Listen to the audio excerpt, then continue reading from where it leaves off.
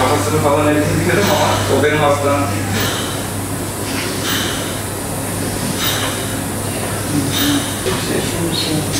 Hastane. Hastane oldu. Reçete yapmadım ya.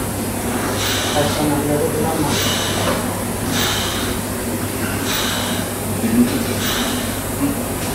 Benim oğlum 25 aylık. Hidrosefali tanılı. 16 kere ameliyat geçirdi. 2 senedir hastanelerdeyiz.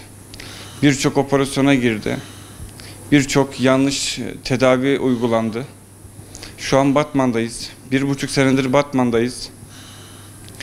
1,5 senedir Batman'dan sevk için uğraşıyoruz. Hiçbir şekilde bize sevk vermiyorlar, verdirmiyorlar. Devlet yetkililerimize ulaştık. Ulaştığımız anda bile sevke uygun değildir, sevke gerek yoktur diyorlar. Ama gelen doktor diyor, bu çocuğun yeri burası değil, palyatif veya kalıcı yoğun bakım diyor, üniversite hastaneleri diyor. Kendi imkanınızla götürün diyor. Yani bu konuda yapamıyorum, maddi durumum yok. 2 senedir çalışamıyorum. Ailece zor durumdayız. Eşim engelli, ortanca çocuğum kalp hastası. Bu şekilde hayata devam ettirmeye çalışıyorum. Ayazım için sizlerden yardım istiyorum.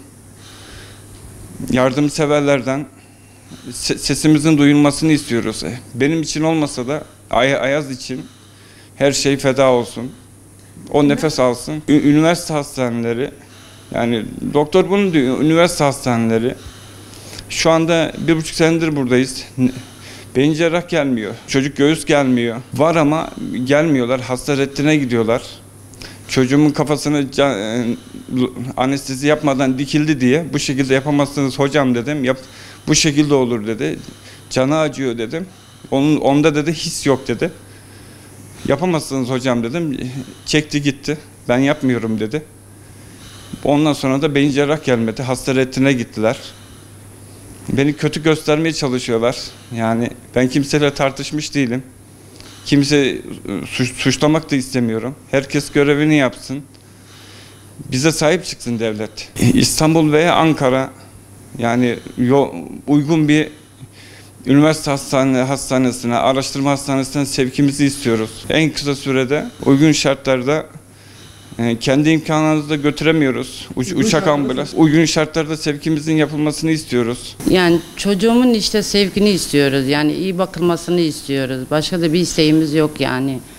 İşte benim çocuğum yani hiçbir sıkıntısı yoktu zaten doğduğu zaman. Ha işte bu hale getirdiler. Yani başka bir şey istemiyorum ki ben.